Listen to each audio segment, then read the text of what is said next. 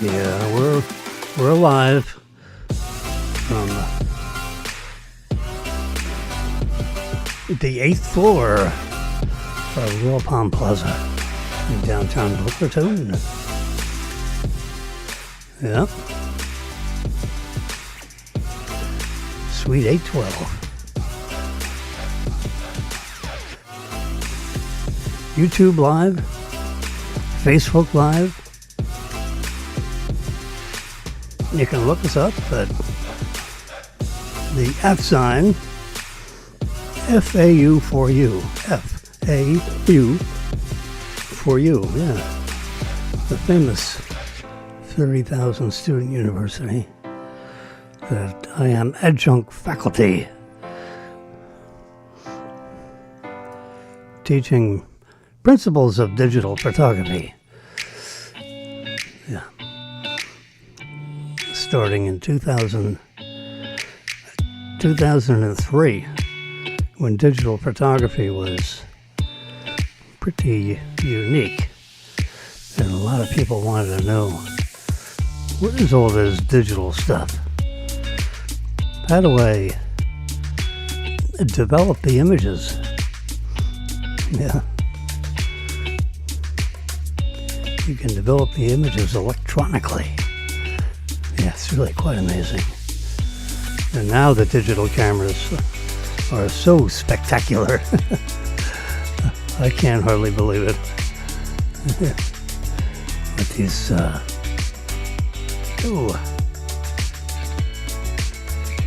advent of the iPhone and those three, trying to get a reflection. There you go. Those three magical cameras right there,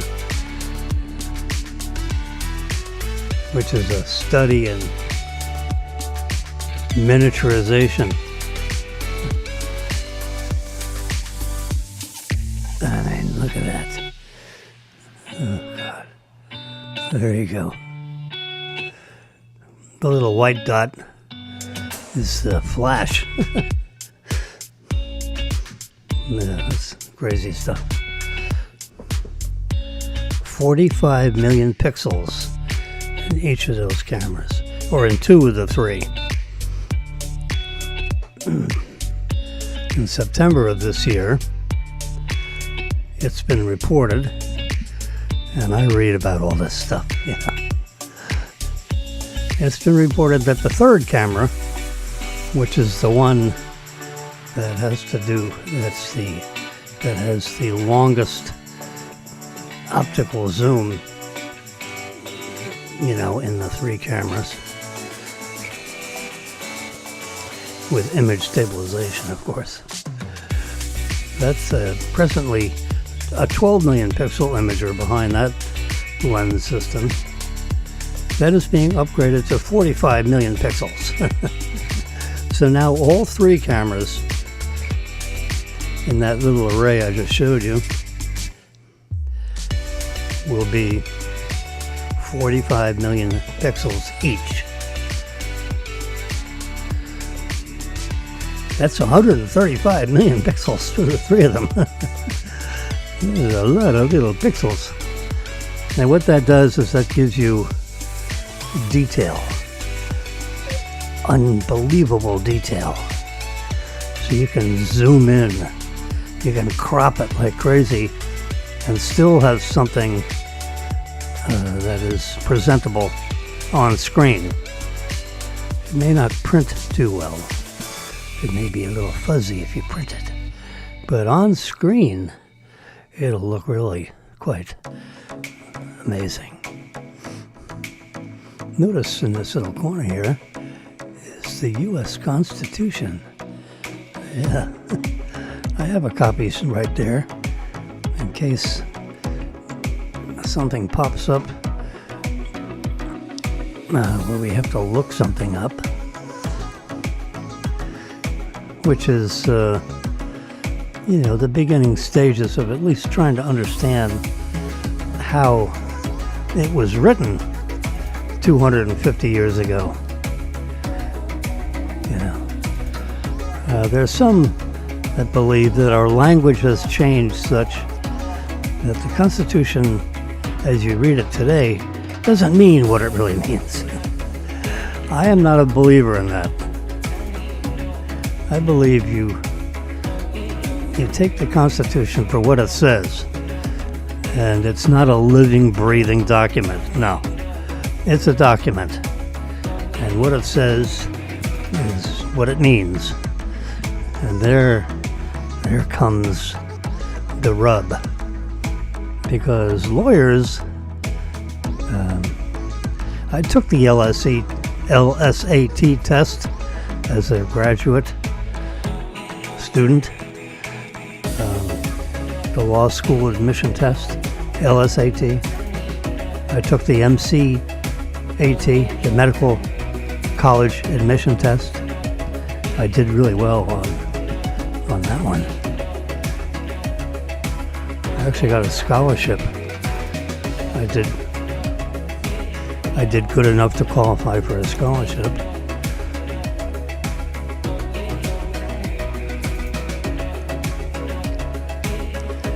But I was foolish enough not to take advantage of that scholarship. Anyway, I had a couple of shots at medical college. I don't know. I don't know. I wouldn't say I chickened out. I visited a couple of medical schools. They have like tours for medical students, because it's an interesting balance. Let me turn down epidemic here. I can't hear myself think.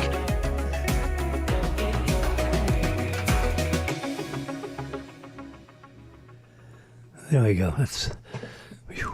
Gosh. There it comes back, yeah. We're streaming, remember? And when you're streaming, you have to keep the bits and the bytes flowing through the pipe, or you might lose your connections. We have very good bandwidth today, I'm proud to say. Let me show you. We're going to do a speed test. Here we go. I'm going to press this icon right here. Bingo. And it says go. See, we're connected to the internet. The circles are green. That's an indication. I press go. And here it goes. Yeah, look at that. Bam. 400 megabits per second on the download speed, which is fine. This is the one that counts, the upload speed, because we're content creators, and the upload 58 megabits per second is good. I need 20, so I've got 3 times. We're going to give them a 7 out of 10 rating. Ookla. Yeah, the Ookla speed test is the best.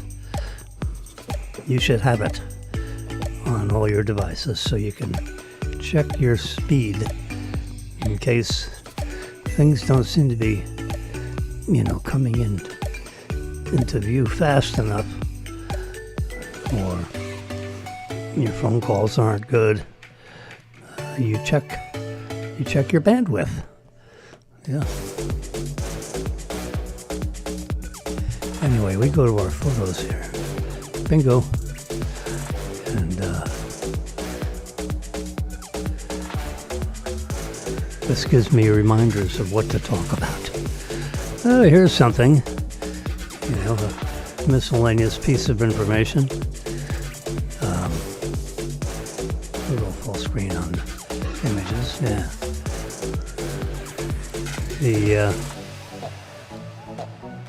The 747, actually, this is really weird. Trump renegotiated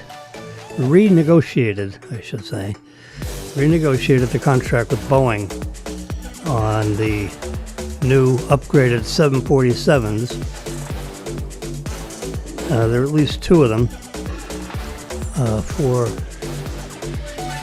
to be the presidential plane for the United States of America, president and his entourage as he goes from country to country. And in his first term, Trump 45, he renegotiated, to 3.99 billion, down from 5 billion. He said, I'm not paying $5 billion. That's how he started with the senior people at Boeing. I'm not paying $5 billion for that. What are you crazy? He said, the first number better be a 3. So they negotiated and they talked, and then over several months, they went home, and then they came back, and they went home, and they came back. So it turned out the first number is 3, but the next digits are 0.999999 and 95 cents. So it's, first number's a 3. Anyway, 4 billion is less than 5 billion. That's a better way to look at it. Can you imagine knocking off $1 billion off a contract? And what makes these things so expensive is that the high technology that is used in these airplanes, the Secret Service and is that the people that work on the plane have to get clearance. So you not only have to have a good mechanic, I'm talking about, when they have these planes disassembled and they're assembling them with all this newest technology, since the airframe itself is 30 years old. So they got to go through and redo all the rivets and because it's a pressurized cabin, and it expands and contracts and expands and contracts. And it's a form of aluminum, the shell, the skin. So because of the expansion and contraction, they have to check every rivet and the hole and the surrounding metal and see if there's any cracks. Now, that in itself is a chore, right? All the the millions and billions of rivets, connecting all the segments of this thing.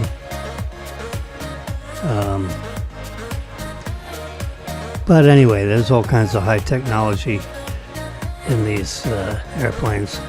Like you see that bump right there? Inside that bump is all kinds of technology. There's another bump, technology. And then you got all these little things sticking up out of the fuselage. There's another bump. Now, this is not bumps for passengers. This is bumps that hold antennas and, all kinds of things that are connecting the plane to the outside world. So, everybody that works on the plane has to have security clearance so they, so they don't give up the secrets to other third parties, like the enemy. So, we got a few. So you have to have security clearance for all the people that work on the plane, see the plane, think about the plane, So that's an issue that's interesting. But since it's a 30-year-old airplane, everything had to be rethought. And of course, Trump changed the color of the plane, the colors. He wants red, white, and blue, I think. This is blue and white and almost blue. This is not the way it's going to look.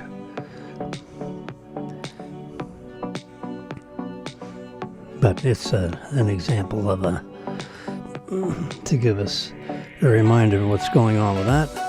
And so Boeing has revised its plans to have this sucker ready and in the air,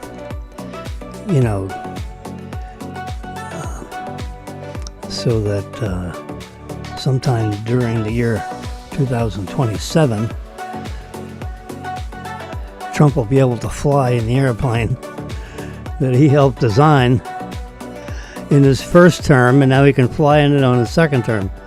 Like 7 years later. Can you imagine? Jeez. You gotta think so far in advance.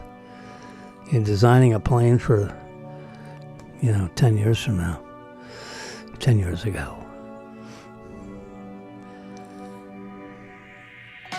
Missouri is about to become the first U.S. state to exempt capital gains from stocks and crypto.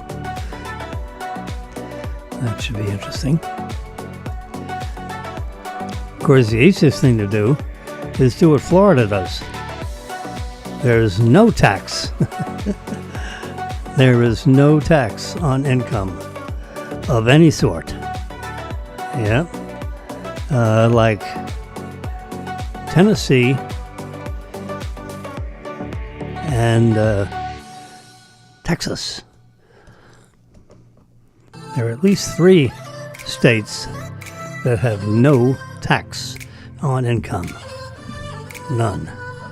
And one of the reasons why Florida gets away with it, I'm sure Texas, is that we have, you want to call it explosive growth, lots of growth. More people are moving in Florida than out of Florida. And they're moving in at the rate of, would you believe, 1,000 a day.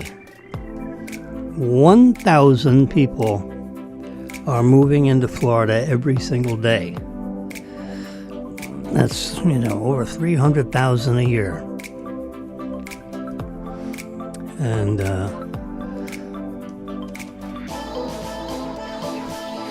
in New York State, they're moving out, at a similar rate. California, they're moving out at a similar rate. Now in California, a lot of those people are moving to Texas. Not so much Florida, because it's halfway across. It's already a 2,000-mile move.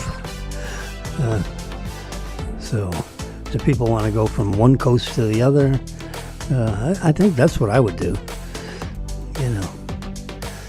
Move from, if you live in the balmy weather of Southern California, move to the east or the west coast of Florida. If you like to see sunsets, you move, and you're living in the west, the west coast of the United States, then move to the west coast of Florida. Yeah, I love Tampa. That's where we lived for 10 years. From 81 and a half to 1990. Let's say 9 years we lived in Tampa. That was, and we were, in our 30s. So that was prime years. And we were making good money.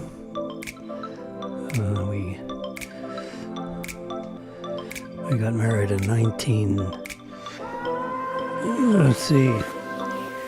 and I got married in 1981.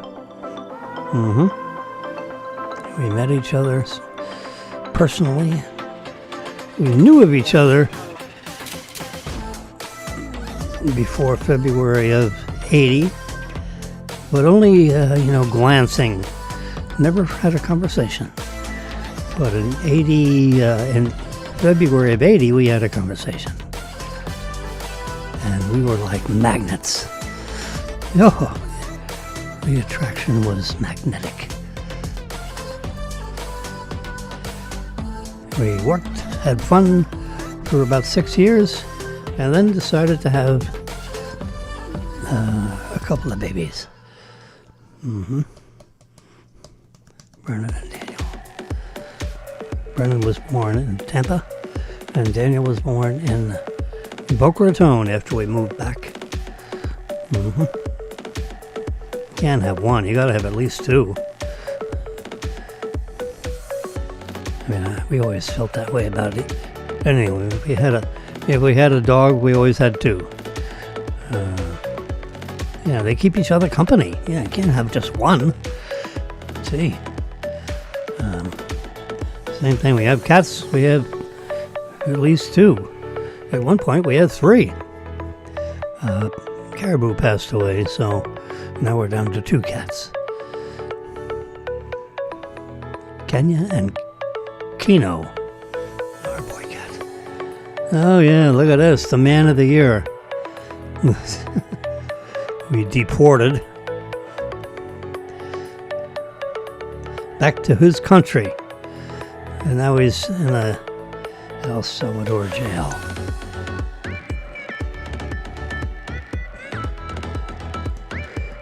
We got reports of him wife beating at least twice. His wife said, yeah, he'd beat her up at 3 a.m. just for the sport of it, just because he could get away with it. Poor little lady was defenseless against this beast.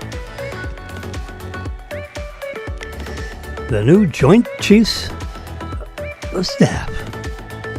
He looks like a pretty serious military guy, if you ever saw one, right? Woo! Yeah. You don't want to mess with this guy. So you throw him in the Situation Room. That's a force to contend with.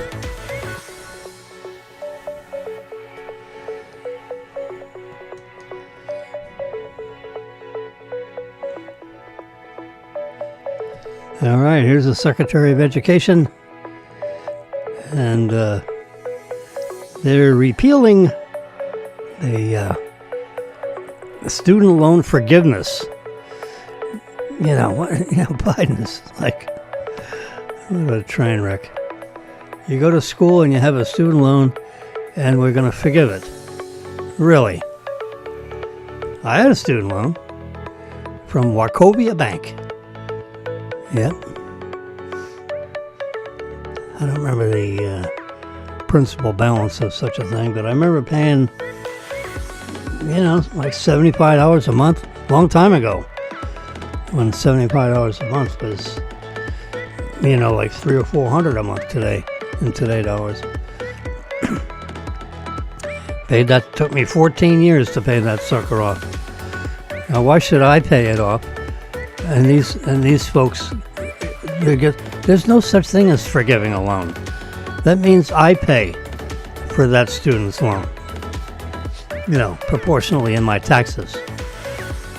In theory, my taxes could be a little bit lower if I didn't have to pay for the loan forgiveness. There's no forgiveness. This money just doesn't disappear, Any of you guys have any accounting experience? These Democrats, they don't know about accounting. You have a credit and a debit. You debit one account, you have to credit the other account. So if the borrower, the student borrower, has, $100,000 in education loans, which he signed notes for, he agreed to it, course by course. I'll take the course, and I'll pay it back. I promise. And he signs the papers. They're government papers. They're bank papers. And they're guaranteed by the government. That's how that works. So a bank decides, okay, I'll do student loans, like Wachovia did. I don't think the law has changed that much. And Wachovia granted me a loan as a student. I'm a student. I don't have any way to pay it back. I'm a student. So I borrow the money on the promise that I'm going to be a good citizen, I'm going to be an educated good citizen, and the likelihood that I'm going to be able to make enough money to pay back the student loan over, a multi-year period of time, like 10 or 20 years, 15 years. It took me 14 years. I think that varies bank to bank, because the bank makes the loan. Wachovia Bank made the loan to me when I was a little whippersnipper. 1966, 7, 8, 9. In the late 60s, every semester I'd borrow some more money to take some more courses. And I took 140 credit hours of courses, lots of courses. Not because it was borrowed money, but because I changed my mind and decided instead of just being a chemistry student, I'd be a biology student, so I'd be pre-med. So I decided my sophomore year, let's do this medicine thing. So I had to catch up because I wasn't taking biology classes, I was taking chemistry classes. So I continued taking chemistry classes. I had a minor in math, so I took math classes. And then I took a whole lot of biology classes because I missed 2 years of taking biology class. I mean, I took, I don't think I took any biology classes. My science requirement was covered with the chemistry. So in my sophomore year, I had to hurry up and take a lot of biology. So I took these senior biology classes rather than the, like basic math. I didn't take basic math. I took more advanced math. Well, I took more advanced biology. I said, I'm not going to take introduction to biology. You learn about stuff that you learned about in the 10th grade in high school. I want to learn about, cryptogamic botany and microbiology and,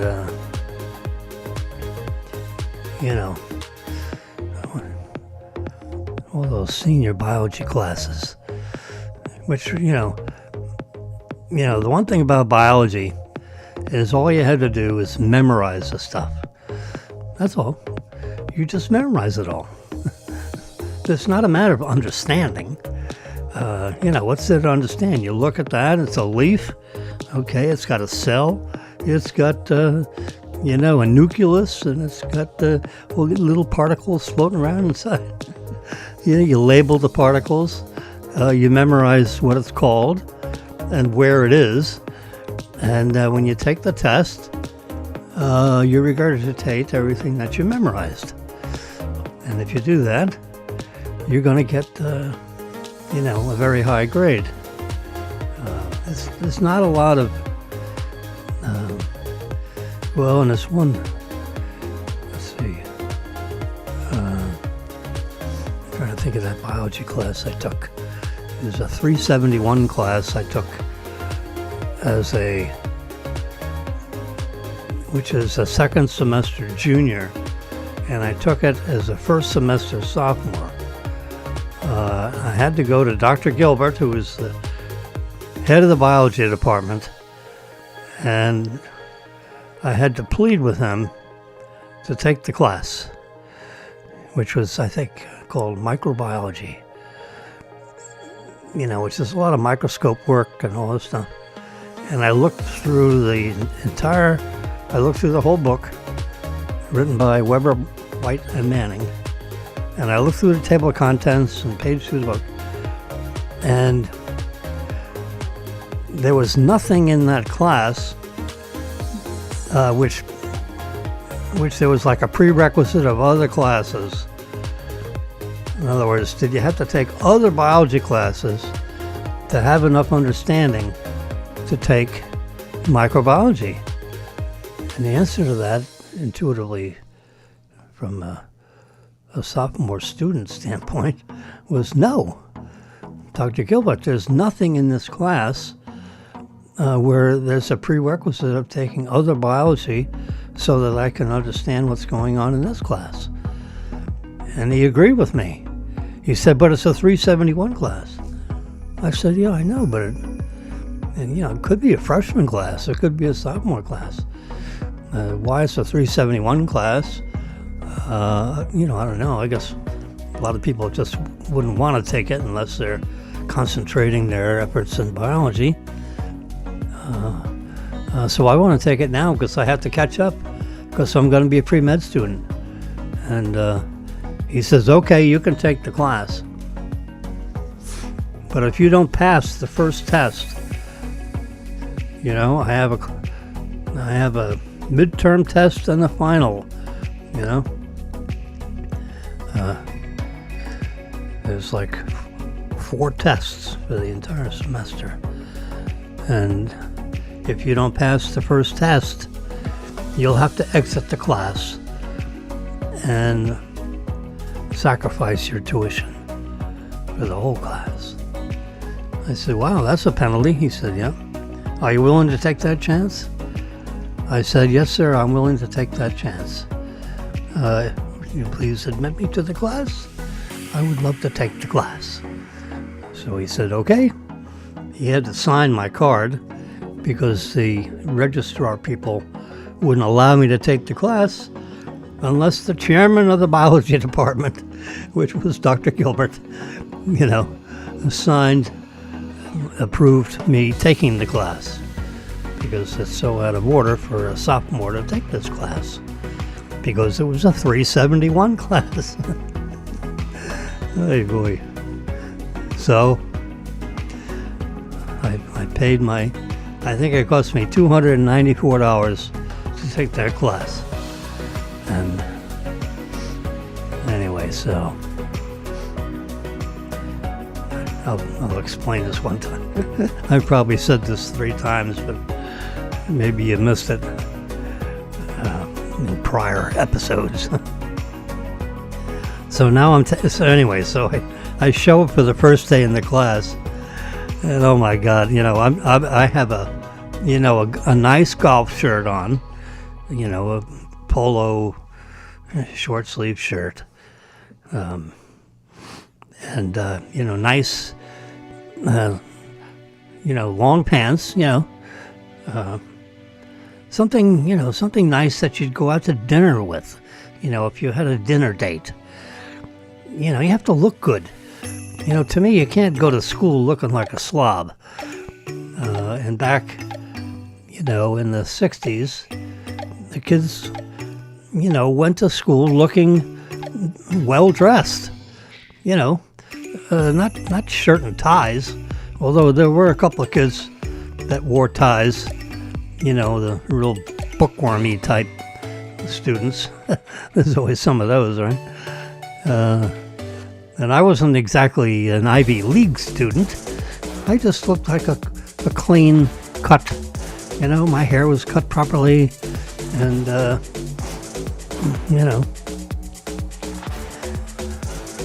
no long hair, no facial hair. Looked like a nice student. Anyway, so I show up in class a little on the early side, because I was upstairs in the biology building, down in the end of the hall. And and you're sitting around these lab tables. It's not like a bunch of chairs and it's like the seating for about 30 students, it looked like. I go, oh my God. It's a rather close-knit looking crowd of people. Once they show up, I'm the only one in there, right? No one else is in the class. So I'm sitting in this high chair, sitting in the back right corner of the classroom. I mean, I can remember it like it was 2 weeks ago. And I figured, oh God, the students are going to come in. They're going to be all upperclassmen. I'm like, a first semester sophomore, so I'm like a young little kid. And I looked like I was 12 years old anyway. So I'm sitting in the back corner, like I'm a guest from a local high school. And then these students start coming in, and they have these white lab jackets on, so they all look like they're coming right out of the medical hospitals. They have all these lab jackets. I figured, oh crap, I don't have the proper attire.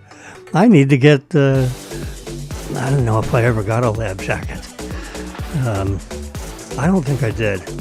I don't think I had the cojones to actually. So I just looked clean and neat and sat in the back corner. Didn't make any noise, and it was the laboratory work you did at a different time. In other words, I think it was 3 days a week where you had laboratory instruction by Dr. Gilbert. Actually teaches this class, coincidentally, and then one other day of the week was the laboratory session, and that's when you actually used these laboratory tables, and you unlocked your microscope from your, you got a key to your microscope, and each one had their own microscope, and your slides and your biological samples of whatever the hell you were looking at. Anyway, so I go through the first 6 weeks, and now it's time to take a test. So he hands out so you pick up all the test papers that were on the front desk. You take one and it's stapled together. The mimeograph. I don't know if you remember a mimeograph, but it was like purple letters on white paper, and it had this smell of some kind of inky, alcohol-y smell. You wave the paper in front of your nose and you can smell the mimeograph. I don't know if you ever remember doing that. Oh, God. So I sit down with my test paper. It's 12 legal pages of questions, and you got to write in the answers. In the first page, and they're first section, you have to write in answers, like paragraphs answers. And then a couple of pages in, you got some true and false, and then you got a couple of pages of multiple choice, and maybe the last few pages were these. You had to draw pictures and write out answers. My handwriting is terrible.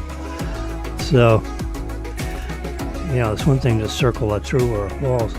And next thing you got to write out answers, Hey, boy.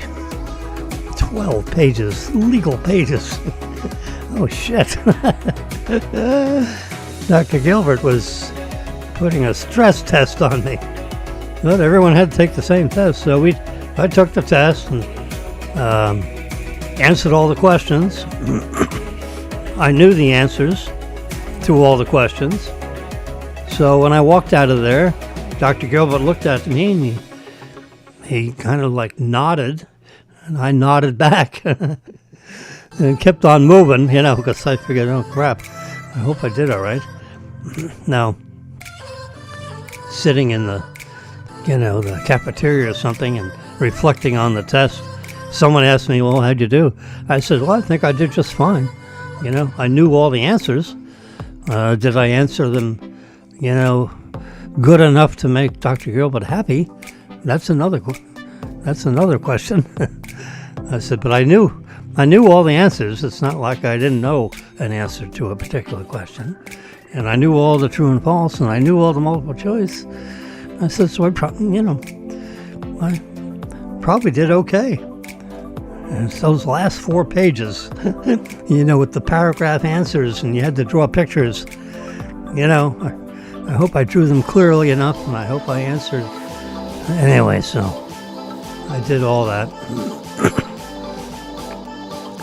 So now the next week, Dr. Gilbert has the whole pile of tests in his arm. They're like 26 or 28 students. I don't remember the counts, but the class was almost full. I was not the student that filled up the class. So it's not like he gave away a seat, to this little stupid kid that wanted to take the class out of order and cheated, a deserving student to sit there, second semester junior, which is what a 371 class is designed for, a more mature student. And that's actually true, but I certainly was mature enough and knowledgeable enough.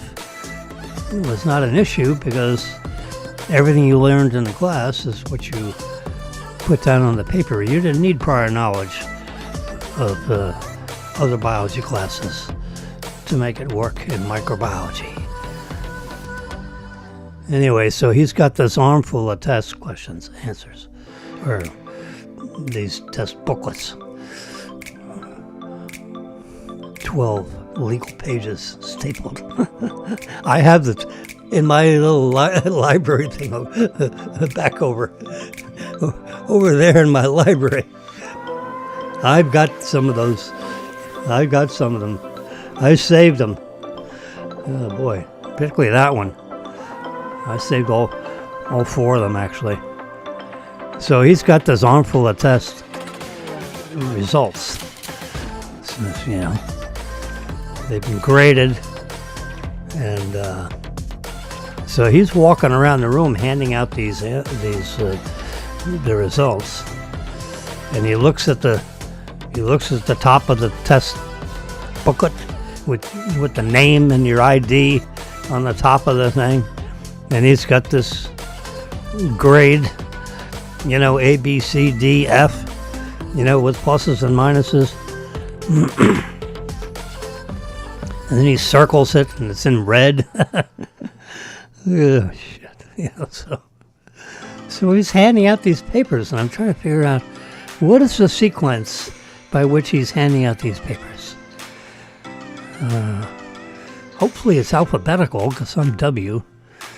And but the second or third test results was handed out to a person last name Ziegler. Well, it can't be alphabetical because he's just handed out a Z, and I'm a W, so it's not in alphabetical order. It's not in reverse alphabetical order because Ziegler was, test booklet number like 3 or 4 or 5. So I figured out, crap, what is the sequence by which he's handing out these papers? And he looks at the paper, and he looks at the student, and then he looks at the paper, and then he hands them the paper. And he's going around the room handing out these papers. Crap, just sit back and wait for your results. And none of your logic tests seem to be working. So hopefully it's not the sequence of the highest grade to the lowest grade, and I haven't gotten mine yet, so that means I got a lower grade than most. So is it low to high, high to low? I couldn't figure, I didn't know that because I didn't actually know the results. I just know I haven't gotten mine yet. And he's handed out at least half of all the test questions, the test booklets. And he hasn't gotten to me yet. Oh, my Lord. So then he finally gets to me. And it's the last booklet. Oh, my God. I got the lowest grade in the class. How can that possibly be? I knew all the answers. So he looks at me, and he looks at the booklet, and he looks at me, and he looks at the booklet, and he hands me the booklet, and it was like a really good grade. And he turns around, because I'm sitting in the back corner of the class, and he says, I want you all to know that this young fellow over here got the highest grade in the class. So sharpen up your skills. Keep up with this kid. This young man. Oh my God. So that was a big moment for me because, I got a real solid A. I got like a 97 or 98. It wasn't 100. He took away a couple of points on one of the essay questions, or he probably couldn't read my writing. I remember reading that question and I got it right. He just didn't understand what I meant because my handwriting is so terrible. So, but anyway, 98 is fine. 97, 98, I actually don't recall. It was somewhere up there, A plus category. And, then to make it even worse, they type all the names, of all the students, probably in alphabetical order. And they put the test results on there, and they thumbtack it onto the front door of the class. So it's for everyone to see. So everybody walking down the hallways, they can stop and they can look at all the names and all the grades for this test. Oh, crap. I did well, but it's still, it's like airing your laundry. I just assume keep it a secret. So, but anyway, everyone knew that I got a good result. And I was an underclassman and beat out all these senior classmen, in a major way. I mean, some of the students didn't do so well. All you have to do is memorize the stuff. I mean, it's time and effort. It's not actually intellectual capacity. It's just memorization.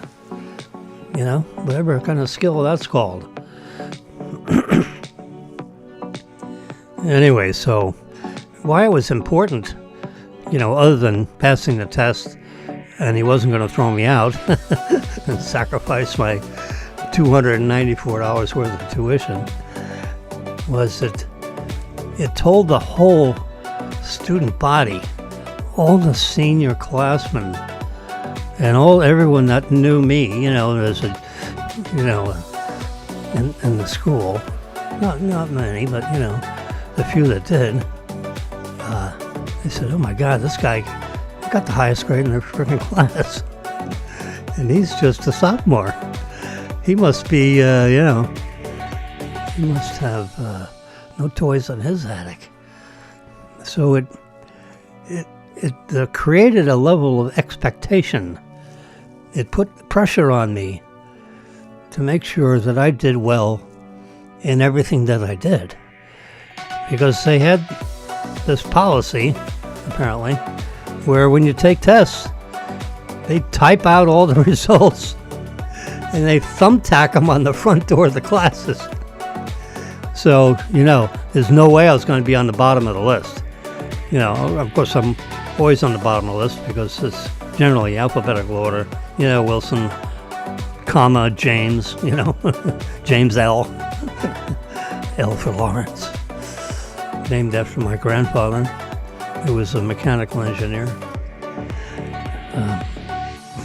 Anyway, so that level of expectation put pressure on me to do well, really well, in every class that I took. And I did well, because I had to. Because I wasn't going to let myself down. There's no way I was going to get a C or a B minus. Forget that. I had a little rule. B means better do better. You gotta have A plus. And if you can get an A, you might as well get an A plus. Just work harder, study longer, make sure you understand what's going on, memorize everything you had to memorize, and, get competent. You're there to, so I took schooling very seriously. My freshman year, I got 2 A's, 2 B's, and 2 C's. So it wasn't terrible for, when you're, a little whippersnapper and the first time you're away from your parents and, you're trying to figure out the work-life balance between play and study and all this stuff, and taking care of your own laundry and, all these chores that you had to do all yourself. You didn't have mommy picking up after you or prodding you to do this and do that. Saying, it's time to come in and study now. You don't have any of that when you're in college. You're on your own, kiddo. So, get serious. So I got serious. Did okay. Except for German. I didn't do so well in German. That was a tough one. He's a nice man, too.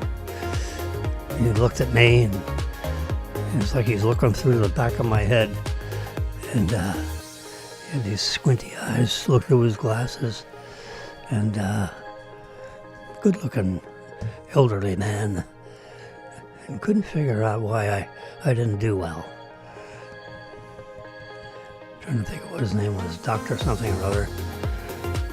And I couldn't figure out why I didn't do well. I just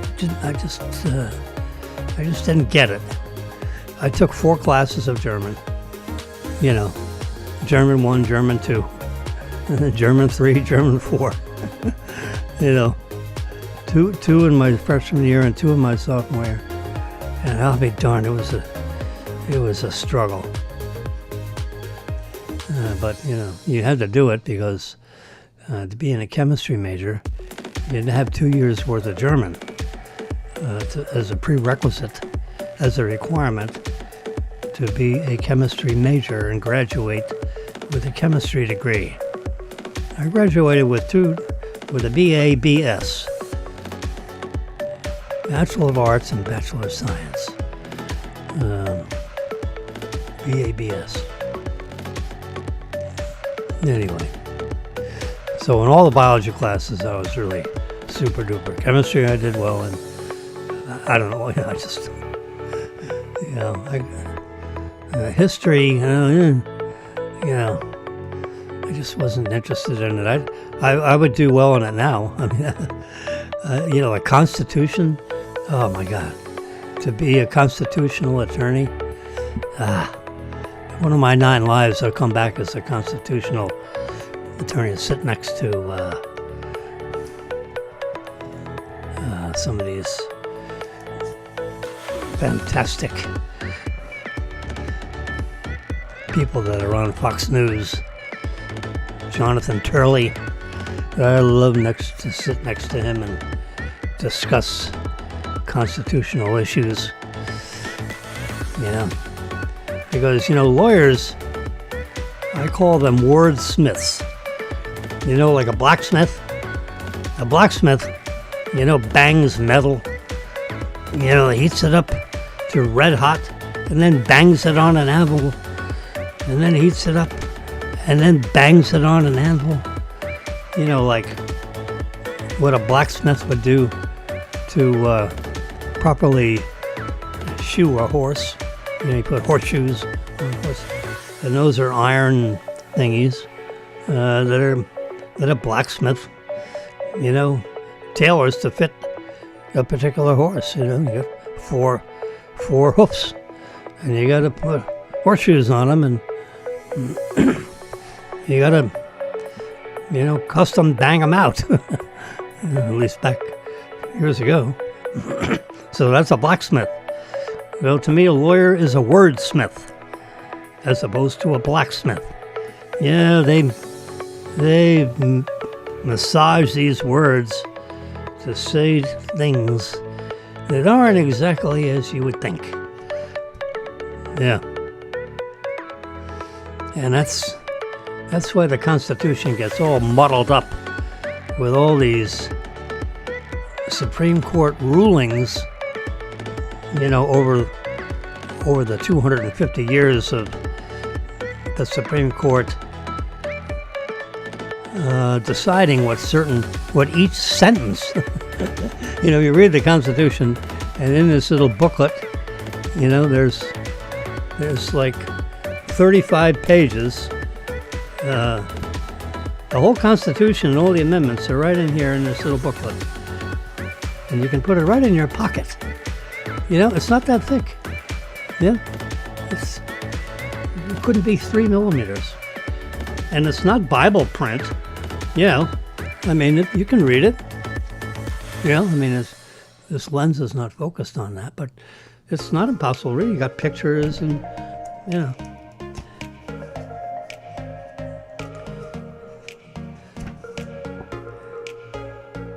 Turning Point is the one that, basically printed this. Turning Point USA, tpusa.com. You can go there and you can probably get one. They sent me 2 or 3 of these because I'm on 2 or 3 different mailing lists, apparently. Anyway, so I keep the Constitution right there. When Marilyn and I go out to dinner with people that we go out to dinner with, I give them a copy of the Constitution. I have a little package of them back here. Yeah. I've got a package of 24 of these. There we go. There's one. Those are from cover. The U.S. Constitution. The Constitution of the United States. Survived 250 years of politics and wordsmiths, lawyers, congressmen, senators, state legislatures, all having the ability to amend the Constitution to make it further knowing what a certain part of the Constitution it was meant to say. So they amend it, or change it. An amendment could be changing. An amendment could be clarifying. Anyway, so wordsmithing is interesting. So when you get a law degree, you'll learn how to read and write and talk and convince. If you're going to be a trial lawyer or any kind of lawyer, you got to convince the person you're working for of that this document reads the way it should, whatever. Or you got to convince the lawyer for the other side of the contract that this is what we mean.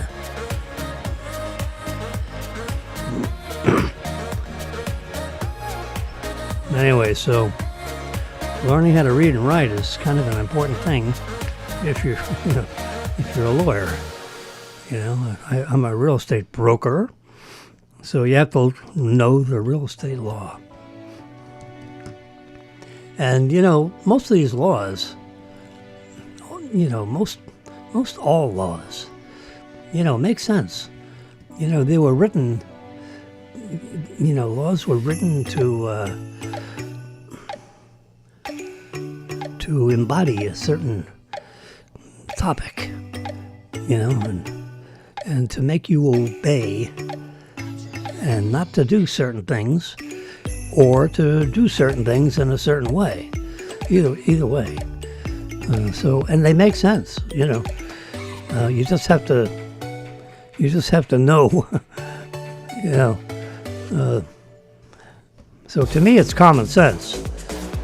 To other people it's like rocket science, it's something they just have to know, or they hire professionals to tell them what it means. But to be a real estate broker, you have to have a certain number of years experience as a real estate person, a licensed real estate person, which you got to pass the test and all that. And almost half the people that take the test fail the test. So then you got to retake the class or retake the test or both. It all boils down to memorizing. You just got to memorize it. Remember it really good. I call it memorization. So you just got to read it enough, often enough, so that you remember what you read. Because when the tests they get tricky. If you really know what you're talking about, and you read some of those test questions that the state of Florida can throw at you for, particularly the real estate broker.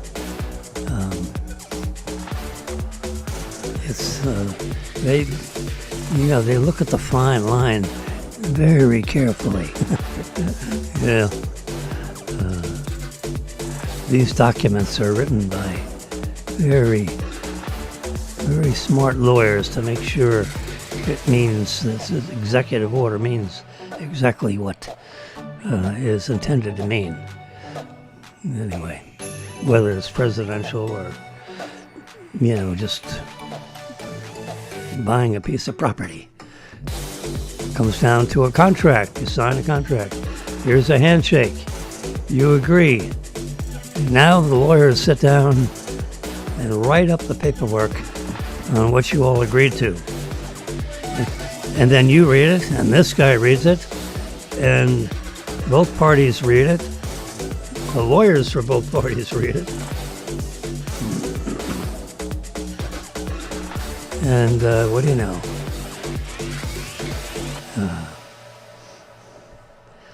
That's what happens.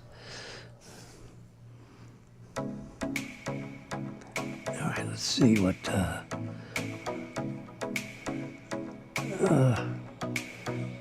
Let me just take a peek at someone's trying to call me. Let's see what.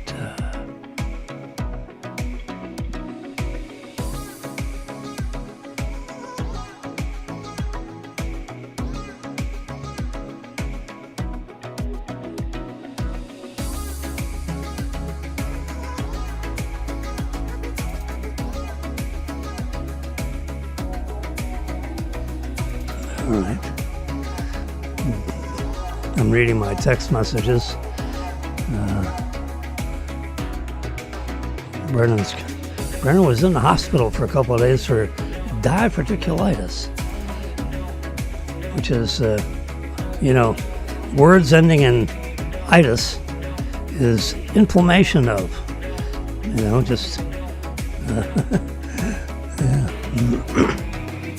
inflammation of the colon area, and little pockets in the colon wall can contain an abnormal amount of bacteria, and if it doesn't get flushed out, every day or so, the area can become infected. That's where the itis comes in. So it's the diverticuli that get, aggravated, and it can cause pain, like you gotta go to number 2 real bad. That kind of pain. You bend over, gas pains, down the really lower abdomen. Anyway, so they put them on antibiotics, intravenous antibiotics.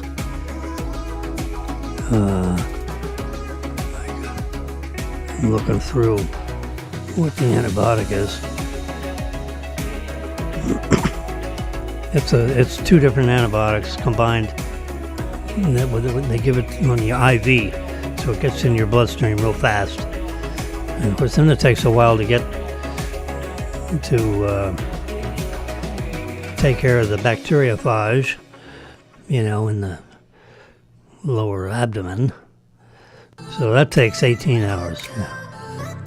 So a couple of days of that, and then that'll kill all the, it's antibiotics. So it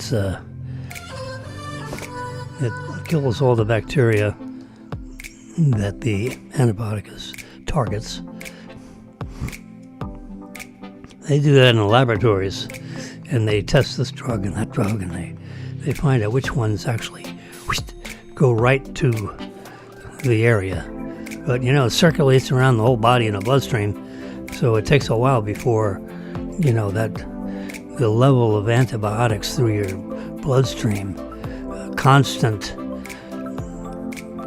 flow of this antibiotic, and it targets and kills the bacteria that are in that area. So now, once that happens, or as that's happening, then your body heals up the diverticuli so that there's no more itis. Yeah, I mean, it's as simple as that. It's a painful, since Brennan has had this more than once, although I don't think he's been in the hospital for it before, so, and he's in his 30s, mid-30s, so he just went to the hospital. He's a smart kid, He's not a kid, he's 36 years old or something. So you don't walk into the emergency room unless you really have some serious issues. So he had this diverticulitis. He didn't know what he had, but he knew it was not good. And they told him what he had, in this first day. And they started treating it, like, immediately. So this is the beginning of day 3. He went in about this time 2 days ago. So he's completed 2 days. So the first 4 hours, they figure out what's wrong. So of that first 24-hour day, he only had really 20 hours of treatment. So he's had 1 day and 20 hours. So by 2 o'clock this afternoon, he would have 48 hours of treatment, of this course of antibiotic that they give him every 8 hours. So 3 times a day, every 8 hours, they put in another piece of this into his IV, which is a constant drip of saline and maybe some other things. So he just gets a note here at 10 a.m. I'll be out of here today. Back to work on Tuesday. Back to the gym on Friday. I guess that's next Friday. Back to gym Friday. So, Marilyn says, let me know and I'll come get you. What's your white blood count? Dr. Mom. All right, that's...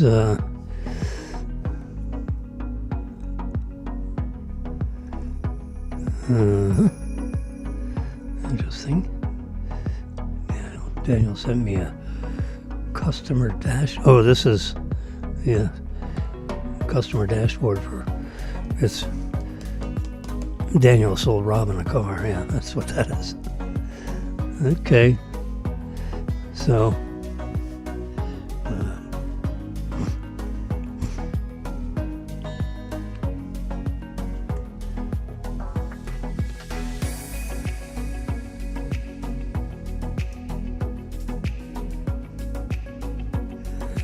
Anyway, so Marilyn called. I didn't take the call.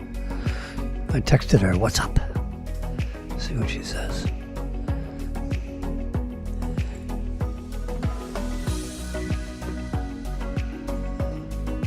Send her another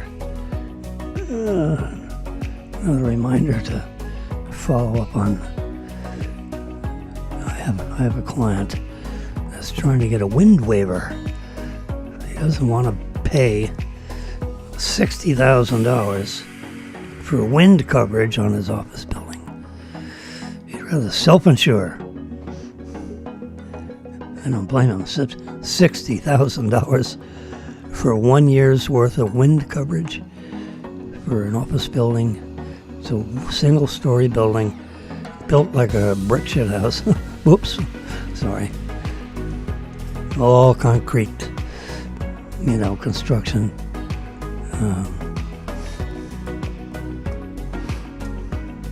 It ain't gonna blow over. The roof may come off, but it ain't gonna blow over.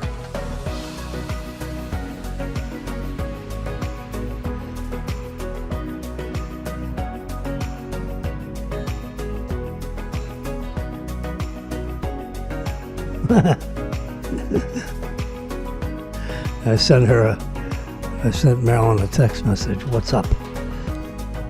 And then on my end of the text message, it says Marilyn has notifications silenced. So I touched it and it shook the message. So when it's on Marilyn's phone, it's gonna, oh boy. Yeah, crazy. All right, what's going on here? I've been on the thing here for 1 hour and 12 minutes. Seems like Daniel's going to come over here or maybe on the phone question me about he's going to apply for a promotion to run a department. People in the business are telling him, you should post for this position.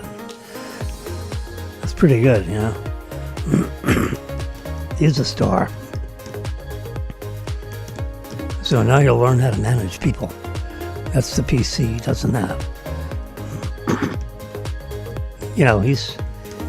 He's not a bull in a china shop.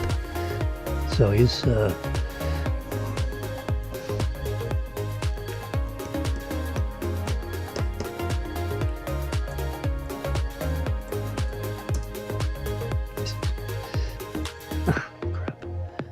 to text message while I'm talking here.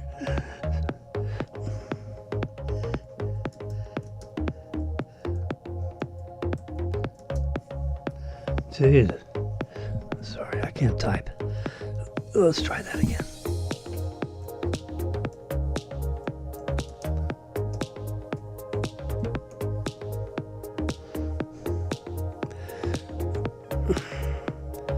Brennan's white blood count was 14. Now it's 11. So my question is, what's normal? What is the normal value? Because 11 does... None of those numbers mean anything. 11 is lower than 14. That's good. So it's coming down. But what does it need to get to be normal? 8? 4? 0? Can't be 0. You got to have some white blood count. I just don't know what... they have a numerical range of values. And he's at 11. So,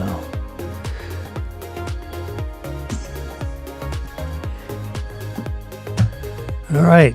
Well, I'm going to wish you all a good weekend if I don't hear from you sooner. I'm probably going to do this broadcast again tomorrow, Saturday at, 9:45. Something like that. When Marilyn goes, I think she has probably a nail appointment at 10.